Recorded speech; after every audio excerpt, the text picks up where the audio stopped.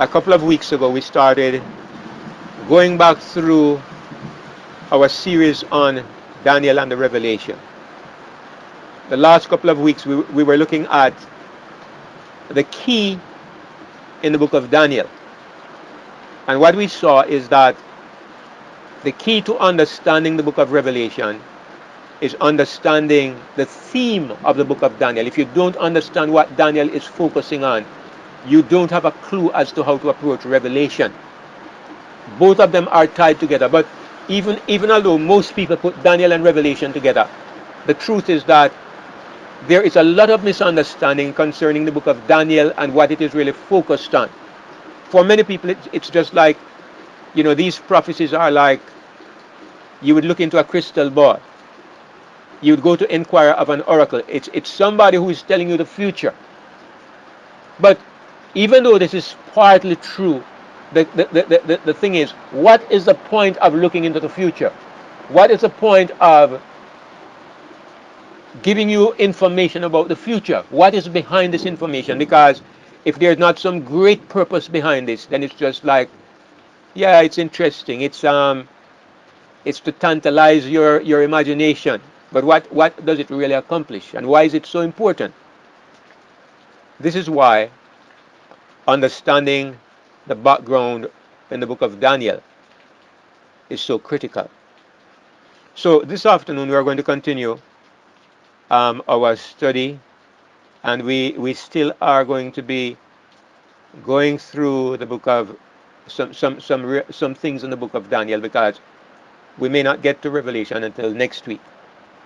But this evening I want to make the connection between Daniel and Revelation. I want to show you that the connection is there absolutely clearly, that God himself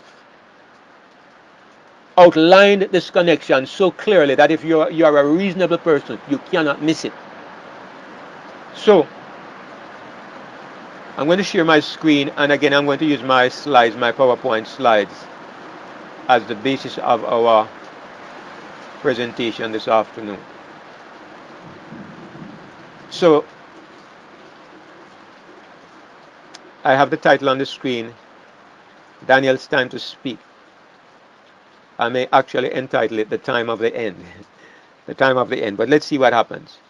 So I want to begin with the verse in Daniel 12 and verse 4, where the angel speaking to Daniel said, "But thou, O Daniel, shut up the words and seal the book, even to the time of the end. Many shall run to and fro, and knowledge shall be increased." Now last week we looked at this verse, and I actually like the translation from the Amplified Bible, which I'm going to bring up on the screen. And it said, "But thou, O Daniel, shut up the words and seal the book until the time of the end. Then," I don't think I should downplay the significance of that little word, then. Even though it's not in the original, it's put in by the translator, but I think it's important. "Then many shall run to and fro and search anxiously through the book, and the knowledge of God's purposes as revealed by his prophets shall be increased and become great." We looked at this in some detail last week. And I don't think we can emphasize this too much, because this is a divine statement. This is God speaking. And what it says is that at the time of the end, the book of Daniel was to be shut up and sealed. Shut up, sealed, until some point referred to as the time of the end. Then at that time, many would run to and fro and search anxiously through the book. That's important. It doesn't mean people running up and down and going to university and searching through Google and so forth. It's people searching through the book. And as a result, a knowledge of God's purposes as they were revealed to his prophets, especially the prophet Daniel, shall be increased and shall become great. So what God himself promises is that at the end of time, at the time of the end, information about the book of Daniel will become great. because people would be studying the book of Daniel. And until that time, the secret, the secrets of the book of Daniel would not be understood. This was God's design. God shut it up. And I think we looked at this last week, and I think I entitled it a closed package. It's like somebody gives you a package and he says, don't open this until the 13th of October. Don't open this until the 13th of October. You take the package and you go away with it, and you keep it locked up in your safe. On the 13th of October, you find yourself in a great crisis, a great trouble. You find yourself in a situation where the police are coming for you, or the debt collectors are coming for you, or something traumatic. And on the day, you open your safe and you take out your package, and when you open it, the exact answer to your problem is inside the box. Exactly at that time. And this is what the book of Daniel is like. It was a package that God shut up and sealed, and he said it was not to be understood until the time of the end. Why? Because at the time of the end, there is a crisis coming, and God's people need a package at that time. There's something that is locked up in these books, which is exactly what God's people need for this time of the end. So God has made provision before the time comes that we shall be prepared. He gave us a message. This is how I understand the book of Daniel, and this is why, and of course also Revelation. And this is why, I feel it is so important to study these books again and again, because we get some kind of understanding, but each time we go over it, that understanding deepens and we see more clearly. So, when is this fulfilled? I guess it's the same thing as saying, when is this time of the end? And we can't put our finger on a date like the 20th of March 2025. We can't put our finger on a date, but there are some clues in the book which give us an idea what we are to look for. So, let me read a few verses here that are somewhat connected to that question. The first passage is Daniel 12:7-9. It says, Daniel writes, and I heard a man clothed in linen, which was upon the waters of the river. And by the way, I think this person is Jesus, or at that time, Michael.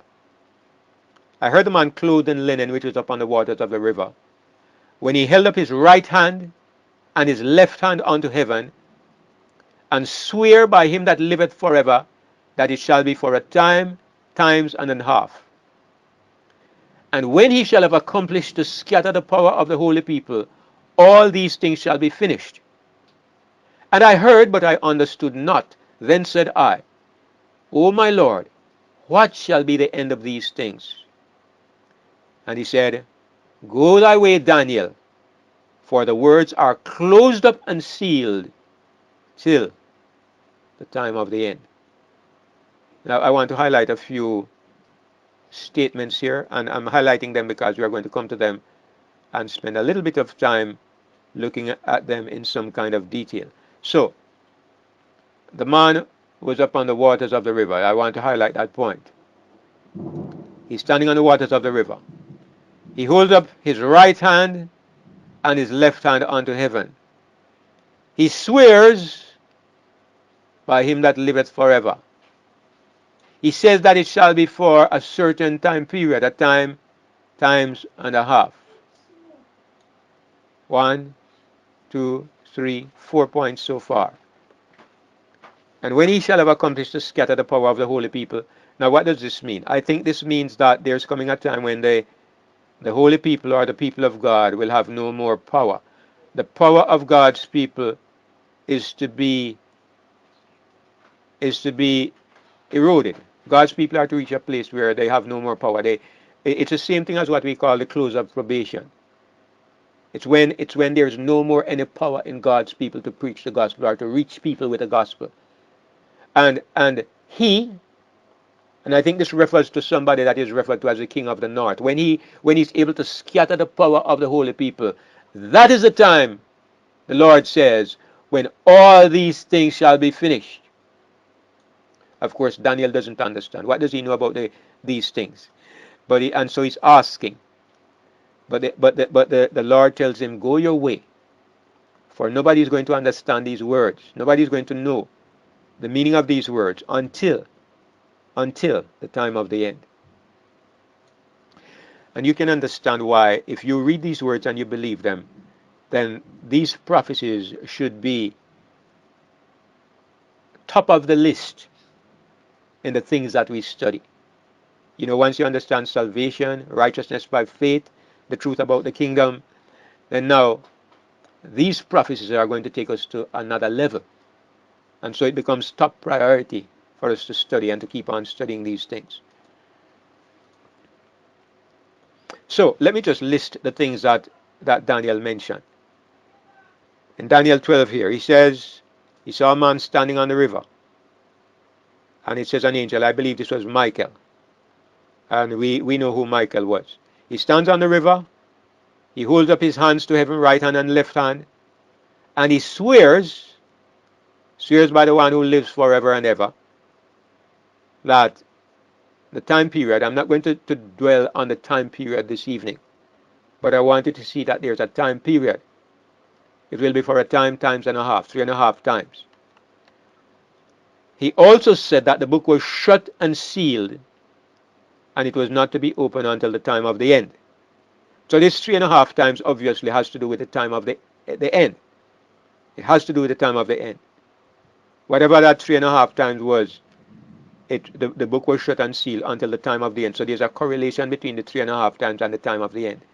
And the fourth thing is that Daniel was told that he was to rest.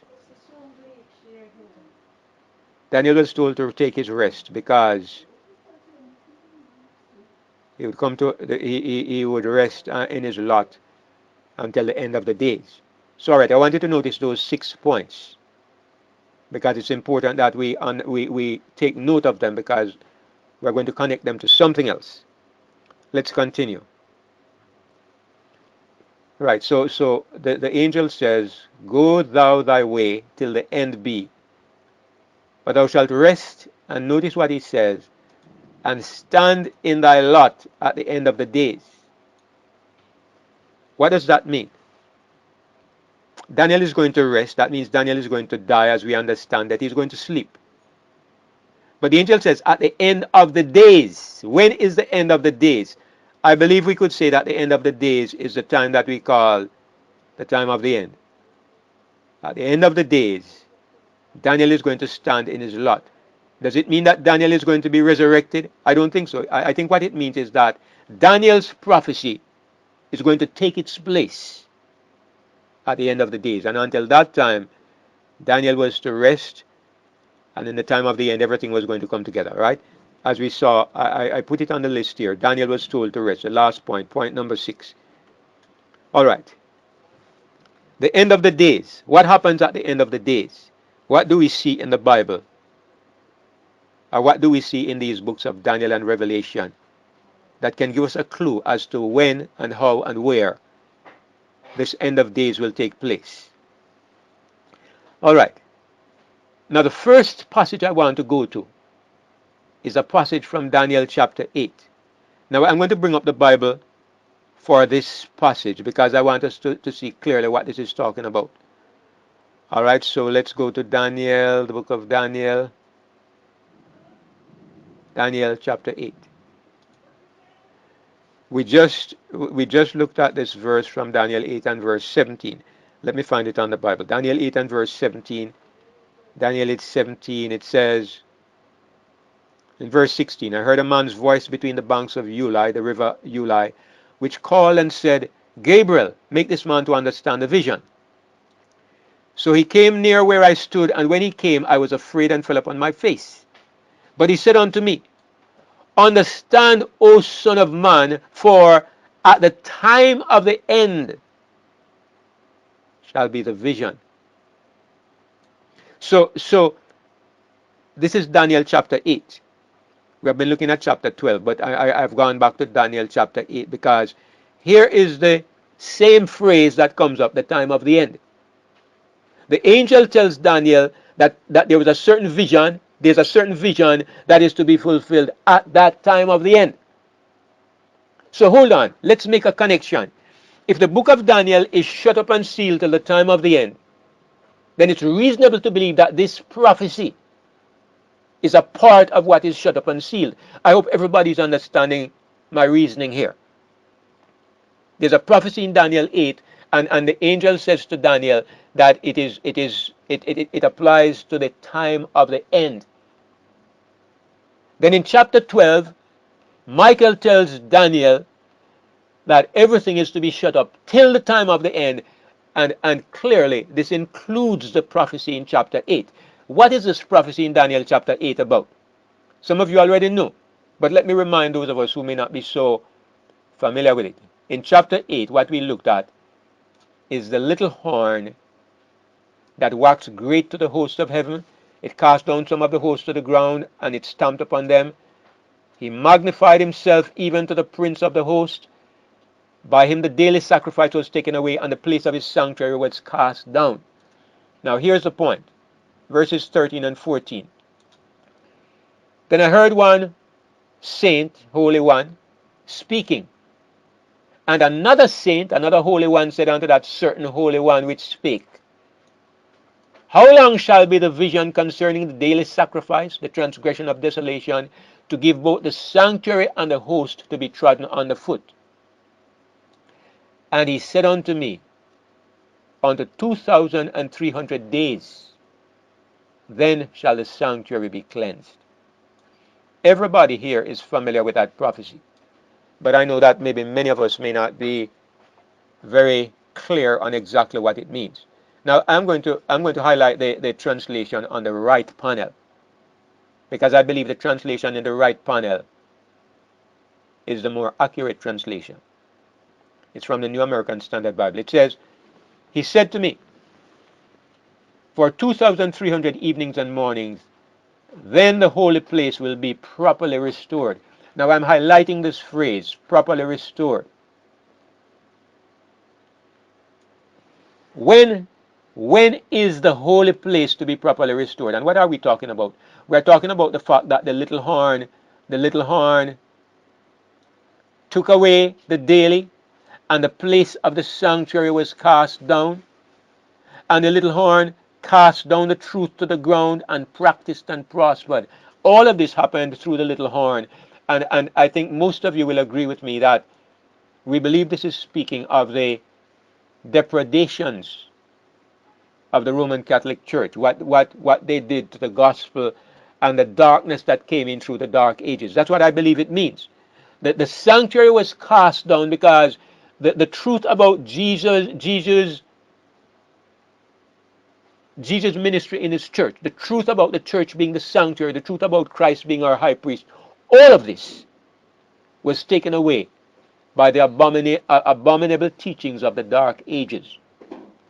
Now the angel came to Daniel and said that it will be 2,300 days, then shall the sanctuary be cleansed, or as it says in the right panel, the sanctuary is to be properly restored.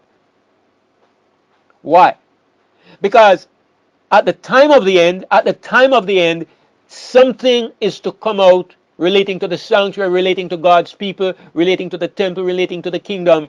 And to understand it, it is necessary that we have a proper understanding about the kingdom of God, the ministry of Christ, the temple of the Lord, and the work that Christ is doing. So this darkness came in, and it was to remain until the time of the end. Now, there are many people who say that this prophecy was speaking about a Greek king by the name of Antiochus Epiphanes, who lived a couple of hundred years after the time of Daniel. But I say that that is nonsense. I will show you reasons why this is nonsense. Look at what it says about this little horn. He shall magnify himself in his heart, and by peace he shall destroy many. Look what it says.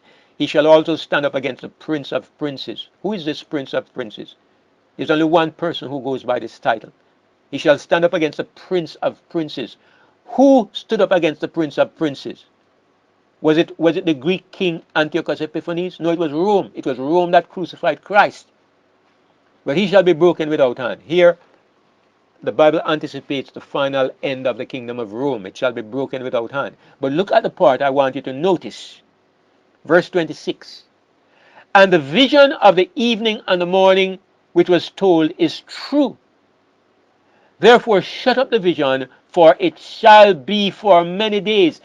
When the angel said 2,300 days, he says to Daniel, it applies to some distant time in the future. Many days. But when exactly? When exactly? Go back to verse 17. We go back to verse 17 and we see where he says, this is the time when it applies. He came near where I stood, and when he came, I was afraid and fell upon my face.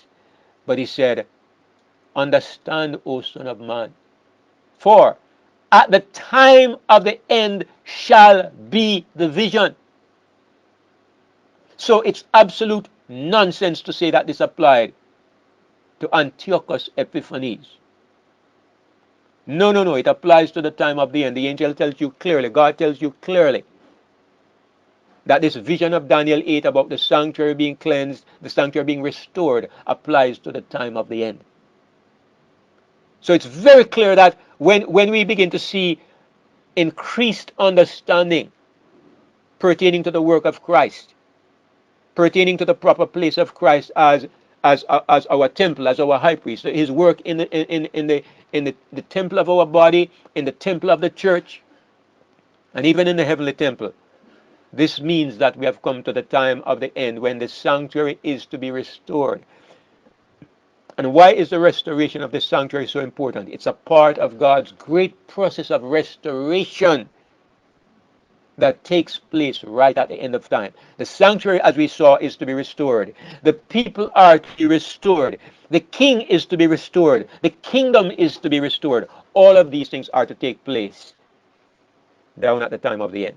All right, so chapter 8. At the time of the end shall be the vision.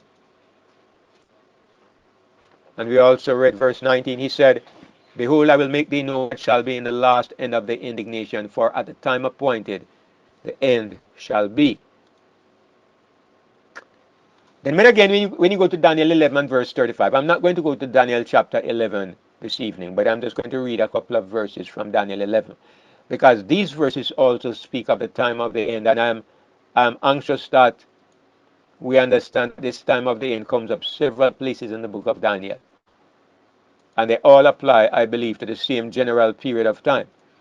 It says, some of them of understanding shall fall, to try them and to purge and to make them white. God's people would be terribly persecuted, even to the time of the end. So until we came down to the time of the end, there would be great persecution taking place. And I believe that this applies to what happened during the Dark Ages. But as the angel is saying to Daniel, because it is yet for a time appointed. God has appointed a time. The end of time, or the time of the end, is appointed by God. And certain things cannot happen before that time of the end. That's the point I'm really trying to emphasize. I'll read one more prophecy relating to the time of the end. This one is Daniel 11 and verse 40 that we are all familiar with. And at the time of the end shall the king of the south push at him. And the king of the north shall come against him like a whirlwind, with chariots and with horsemen and with many ships. And he shall enter into the countries and shall overflow and pass over. I'm not going to go into that in detail this evening. Later on, when we come closer down to the end of our studies on Daniel and Revelation, we'll go back to this prophecy. But for the time being, all I want to show you is that the book of Daniel speaks about the time of the end in several places. And what we can see is that there are several events that take place at the time of the end. And round about this general period of time, I don't believe it's like a date on a calendar, like June 4, 2025. I think it's a general period of time that is referred to as the time of the end. It's a period of time when God begins to restore the truths that were cast down, when God begins to open up the book of Daniel and Revelation, when God begins to open things to our understanding that are necessary to what God wants to do in the world in these final moments of time. That is that period of time that God refers to as the time of the end.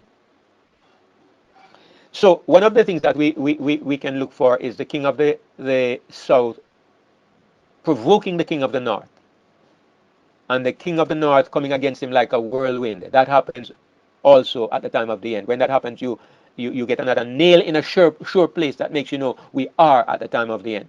Now, of course, this is why many people are interested in understanding this prophecy about the king of the north and the south. And I'm interested as well. I have to admit that I don't have an absolutely clear idea in my mind as to what this prophecy means. Who is the king of the north and who is the king of the south? There are many ideas, and it's not very clear in my own mind. But you know, if you go on the Question. internet and coming away, if you go on the internet and search, you'll find many people giving you different ideas about the kings of the north and the south. But I haven't found a consistent approach yet that convinces me. So I'm sure the Lord will open that up as well because we are now in that time period. Yes, Wayne, go ahead. Is there a correlation? Is there any connection to the last days and time of the end? Is there any relationship to those two things? Well, I would say absolutely. I would say that, I mean, of course, the time of the end is the last days. The time of the end is the time just before Jesus comes. It's the time of the end of the world. So, of course, it's the last days. Maybe it's The just reason two I ask, different ways. Yeah, maybe it's just sorry, two different ways of expressing the same thing. But the thing is, I think the time of the end, somebody can before we always say move we are on, living in the last. Yes, somebody can always say we are living in the last days. But the time of the end has a specific meaning that God had in His mind. Yes, go ahead. yeah, the reason I asked the question, I think it's in Hebrews chapter 1. It talks about Christ. It say in these last days, he speaks to us through his Son. And if the time of the end and last days are the same, when did God start to speak to us through his Son? One would probably say if he started to speak to us through his Son when he came, would that be the time of the end, the beginning of the time of the end? Okay, I understand the question. The apostles, the disciples believed that they lived in the last days, and in a sense they did, because the last days was the days when the Messiah would come. That was according to their belief, their teaching. So, of course, Jesus came. It was the last days. So, last is relative. Last can be relative. So, it was the last days then, and in another sense, we are now living in the last days in a way that they never did. So, that's why I say that, the time of the end is a specific time period, while the last days is it can apply, but it can apply otherwise too, as you pointed out. So I would be careful in equating them to being the same in every sense. All right. So David, yes, brother Matt. you have a minute for a question, or you want to finish? No, You no, have a no. You minute can for a question, or do you want to finish? you can go ahead. Okay. So the phrase "time, times, and half a time." I know it's mentioned on several occasions, and it's also mentioned as 42 months, 3.5 years, and I know there are other applications. So, what is the significance? How could we determine in Revelation what is it, a literal time or it is a prophetic time, um, and so on? Yeah, that is one of the hard questions that I don't have a clear answer to. I believe that there are places you can look and you can see that it applies as prophetic time, a day for a year. But there are places where it appears again when it seems very clear that it is literal time. Now, how do you make a distinction? How do you decide what is what? Adventism has taken a position that everywhere that comes up, they say it is prophetic time, day for a year. I'm not convinced that that is correct, but I don't have a clear system of deciding when is it prophetic time and when is it literal time? I still have not seen a clear way, and it's one of those things that I am praying for an answer to. When we come to the book of Revelation, we will explore it a little bit more, but at the moment, that's the best I can say on that, Brother Matt. Is one of the places where you have that problem, David, the two witnesses, and the 3.5 days that the bodies lie dead in the street? Sure, and it's also a little earlier on when it says they will prophesy 1260 days clothed in sackcloth, you know. Will you at So, least though tie this 3.5 day understanding to something we can see as related to the time of the end? well, I mean, we looked at the verse at the beginning. We looked at the screen. If you look at the screen, you notice the angel was told, the angel told Daniel, Michael told Daniel that it would be for 3.5 times. And the book was to be shut and sealed till the time of the end. So I was making the point that it's 3.5 times and the time of the end seem to be related. You know, Okay, so that's the most I will say about it at the moment. all right. All right, Brother Joe. So anyway, um, right. So Daniel was told the last thing he was told in the book of Daniel, and we looked at this verse already. I just repeat it. It said, "Go thy way till the end be," Daniel 12:13. "For thou shalt rest and stand in thy lot at the end of the days." So we want to look now at this end of the days. I want to make that connection to show you that God shows us clearly what happens at the end of the days, and we go. It's this time when Daniel stands in his lot. That's how I would describe it. Now we go to the book of Revelation, and we start in chapter 10. Now we are going to start Revelation properly. We're going to go to the early chapters, but right at this point this evening, I want to make the connection between Daniel and Revelation very clear. I know we have been through this before. I'm approaching it a little differently. I want us to see that there is a straight connection between Daniel and Revelation. God makes the connection. There is a clear indication that the closed book of Daniel is opened in Revelation. That's what I'm highlighting this evening. So John says, "I saw another mighty angel come down from heaven, clothed with a cloud. A rainbow was upon his head. His face was as it were the sun, his feet as pillars of fire. And he had in his hand a little book open. And he set his right foot upon the sea and his left foot on the earth."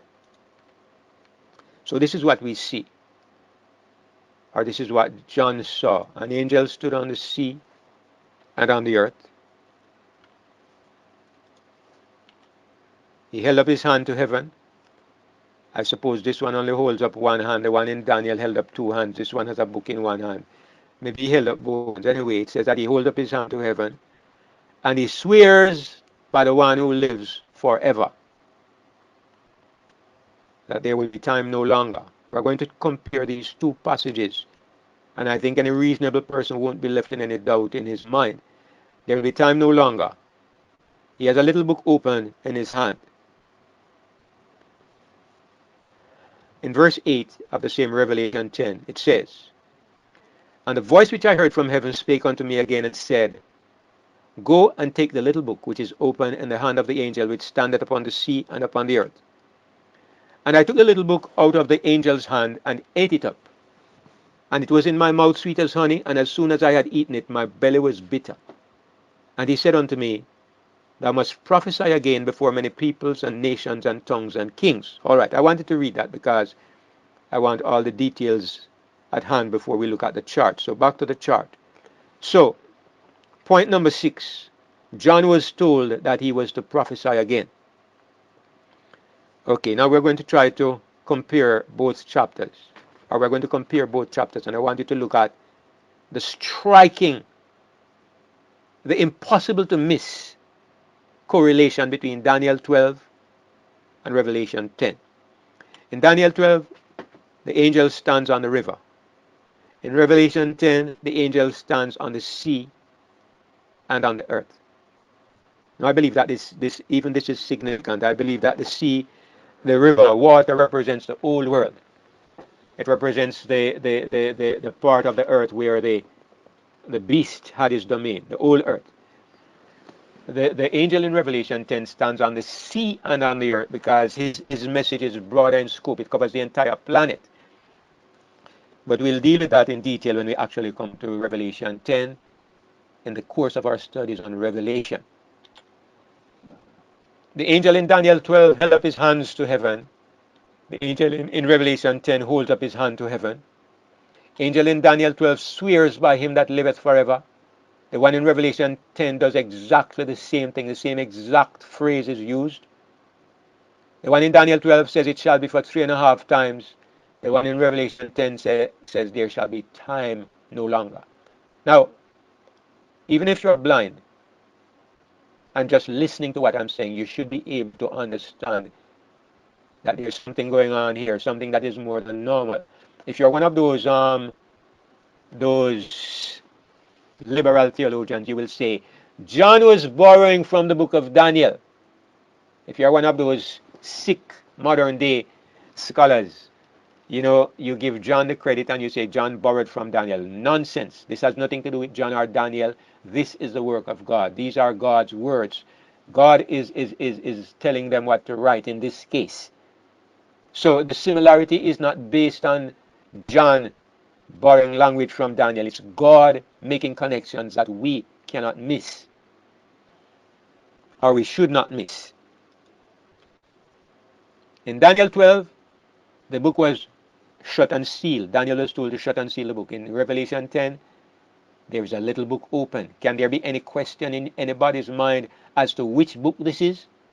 So you can tell, what time is this then in Revelation 10?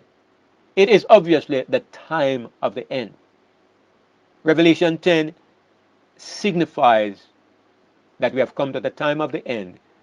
And God has now stepped in to open the little book of Daniel. And whereas Daniel was told to rest because it didn't apply to his time, what is John told?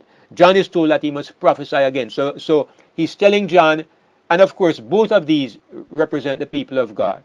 John is being told, God's people are being told, okay, your rest is over. Daniel is now standing in his lot at the end of his days. It's time to get up and get to work because the book of Daniel is now open and you have a message. You have a message now to be given to the world. You must prophesy again before many peoples and nations and tongues and kings. So all of this, look at these two screens, these two descriptions from two different books in the Bible. Yet they are exactly, one is exactly the counterpart of the other. One is hidden, one is closed up, and the other one is the opening of that. So the book of Daniel then we can understand is described as being opened in the book of Revelation. And when we go into our studies on Revelation, we are going to see what time is this? What point in time does this happen? But for the moment, I just want us to see that God already showed us something would happen that would indicate that the book of Daniel was open and that it was time for Daniel to stand in his place. What is this hidden subject that was locked up in the book of Daniel? What is this hidden subject? Well, we have looked at this. I'm just going to read through a series of verses, not going to go too much in detail this evening. I just wanted most of all to help us to see that comparison between the two chapters. But based on some verses, we can tell what is the subject that is a target in the book of Daniel, that is to be opened up in the book of Revelation. We look at this one already. It had to do with the sanctuary being trodden underfoot and the time when the sanctuary was to be restored. He was told that it was to be at the time of the end. We looked at this already. And he was told that the vision of the evening and the morning, which was told, is true. So he was to shut up the vision. There the same language is being used. Shut up the vision. Same thing that Daniel was told later on again. So the shutting up of the vision had to do with the shutting up of the understanding about the sanctuary and the restoring of the sanctuary. That was a part of what was shut up. That's what I'm saying.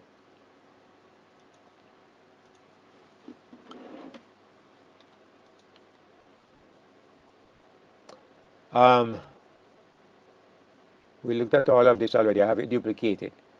It also has to do with something concerning the time when the king of the north will push at will attack the king of the south. When that happens, you know that in a short while the king of the north will come to his end, and God's people shall be delivered. We went through this already. We went through this already. So this is the final screen I'm going to look at. Here are the three things that I believe were locked up in the book of Daniel. The three main things. Number one, it contained information about the restoration of the sanctuary. Secondly, as we have seen from Daniel chapter 7, it contained information about the judgment of the two kingdoms.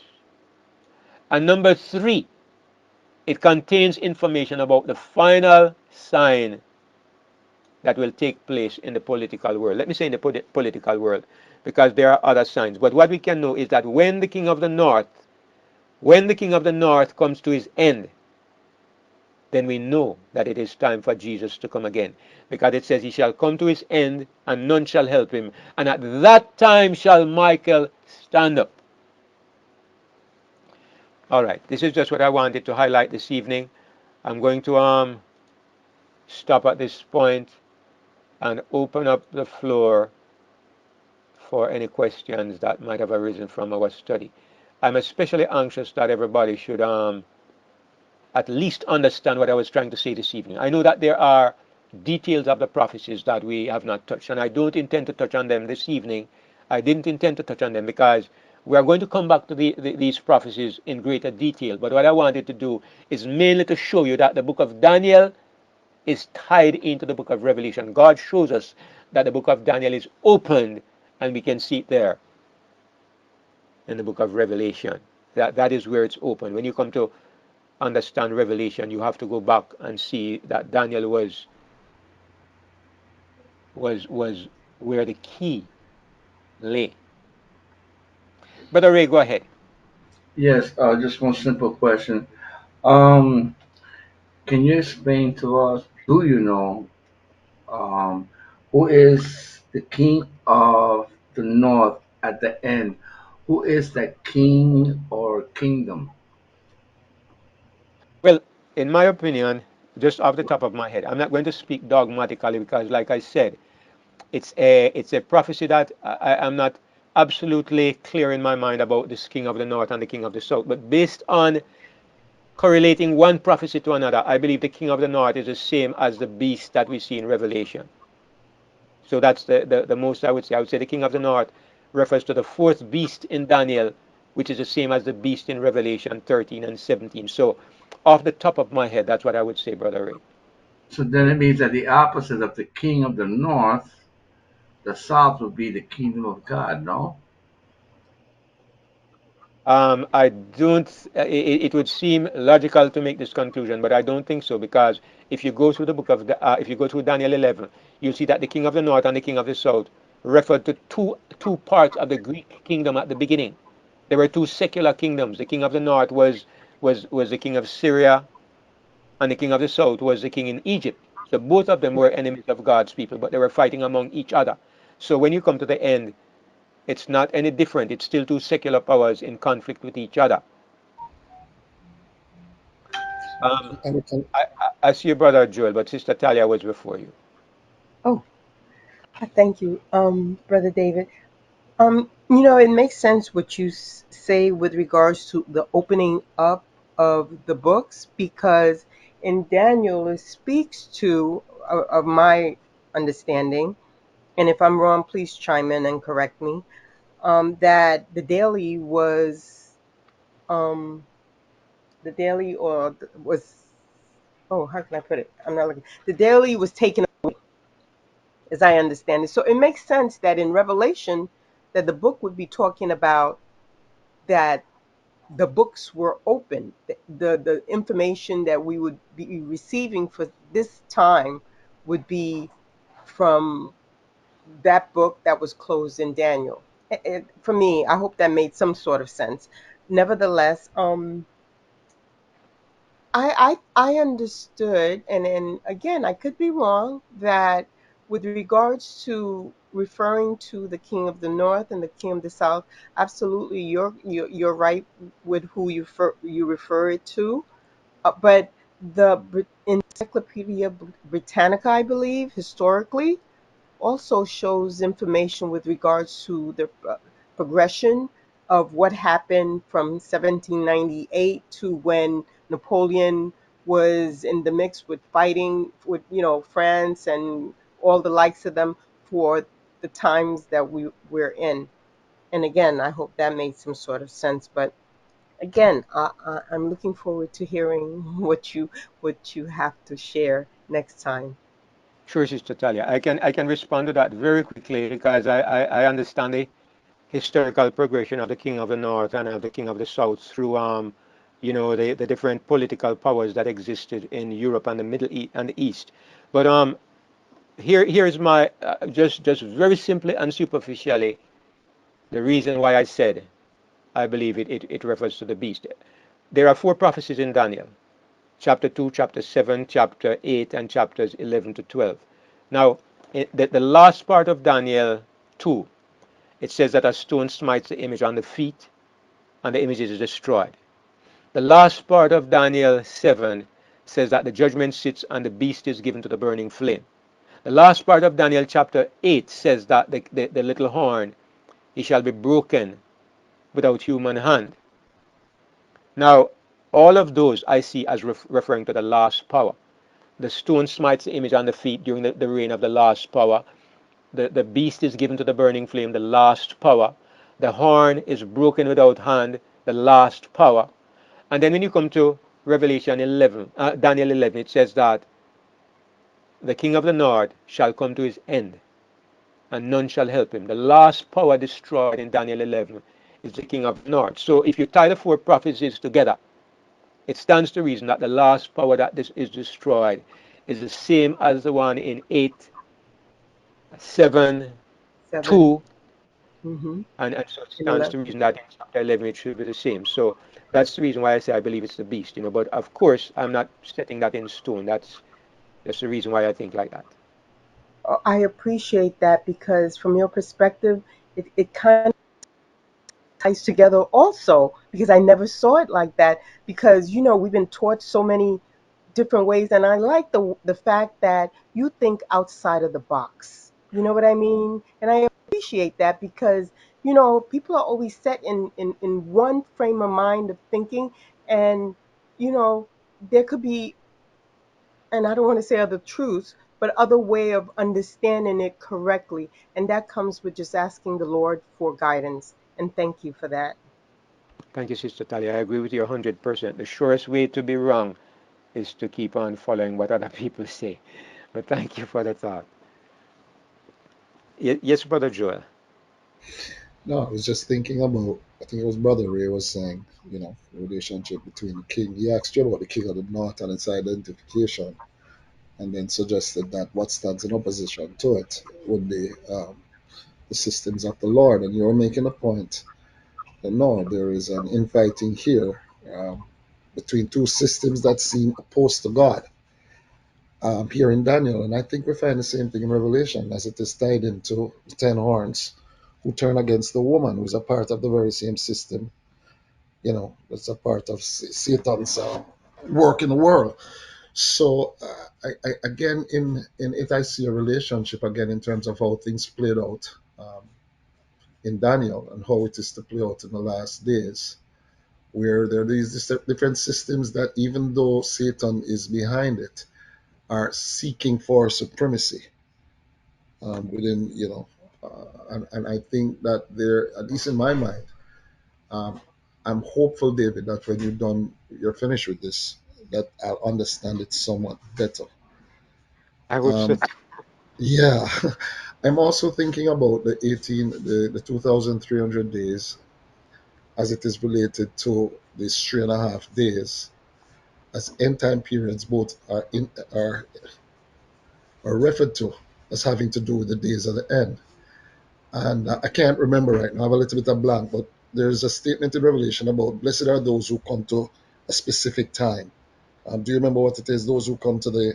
Can you help me with that, David? It's in Daniel 12. Blessed are they who come to the 1,335. Yes. Yes, So all of these days are related, you would say, and I guess as we go through the study, we might understand it to the time of the end. sure. Um, there's the prophecies are so complicated and so complex. If we bite off too much at one time, we will confuse ourselves and everybody else. So I'm trying to take it little bites, and there are some things that obviously I am uncertain about, and some I don't understand. But I feel that if we follow the right principles in approaching each step that we take, things eventually become clearer. Because if we follow the right principles, we will end up with the right conclusions, and things that might be obscure at the moment will become clear. I'm really hopeful for this because I can't apply to prophecy the way I read the other stuff in the Bible. You can put doctrine and doctrine together very easily where theology is concerned, but it is so much more difficult, and you really do need the Holy Spirit to open this up to you. So Absolutely. I'm really grateful for this, and I'm hopeful to be here every evening for it, David. Thank you for taking the time for this. It really is a blessing. Thank you. All right, Brother Gerald. Brother Ken, I hope if anybody else has any questions that are directly related to this study, I have kind of a question comment related to eschatology about the sanctuary that I wanted to ask you about. So, is there anybody else that has their hand up for any other questions? I'll unmute to see if anybody wants to first. I think it's you, Brother Ken. Okay, fair enough. Uh, did you get the PDF file that I sent? I sent it to a few people, and I couldn't remember if I included you in the mail out. You sent it, and I looked at it, and I shelved it to look at later, and Okay, it kind of slipped me. But I'm going to look at it between today and tomorrow.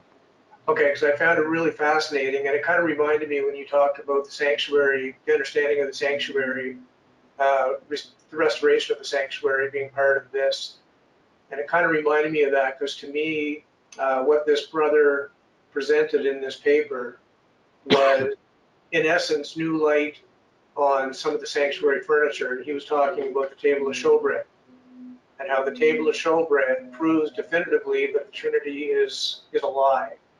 It's directly related to the Trinity doctrine and 666.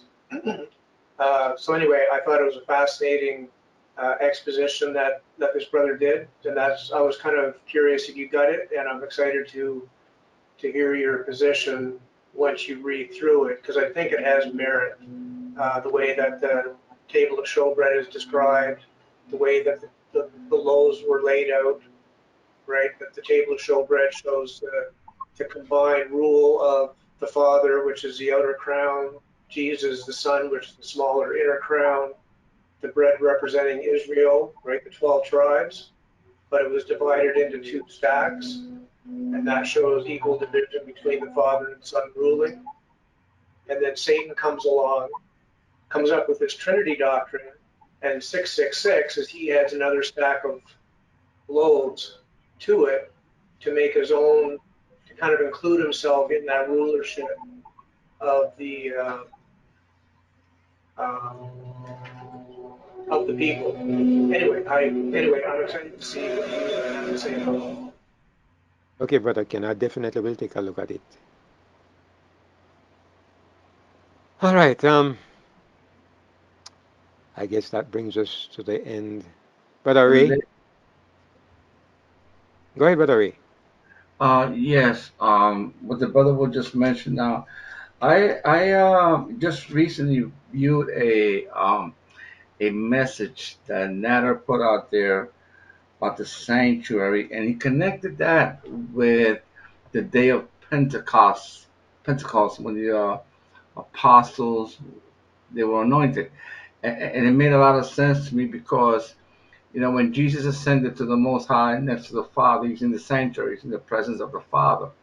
So the Father anoints him with his oil of gladness, which means he partakes the Spirit of God, where He's omnipresent. That Spirit, that oil of gladness, is like he passes that down, or he passed that down, that omnipresence to his apostles, where they now could continue the mission that Jesus has started on earth.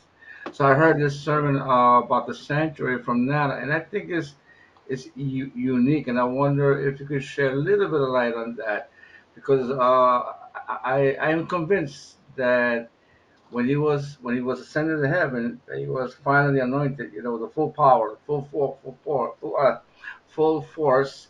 He was able to now share that with his apostles on the day of Pentecost. That was a sign.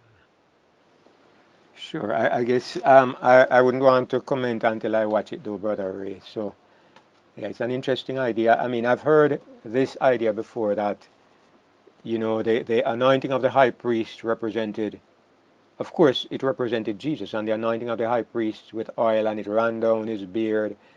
And I think it's described somewhere in one of the Psalms, and that it applies to Jesus receiving the anointing of the Holy Spirit, and it ran down to his body, which is his church, which is a good parallel, a good illustration of what really takes place. So, as always, I appreciate all of you, and I thank you for joining me.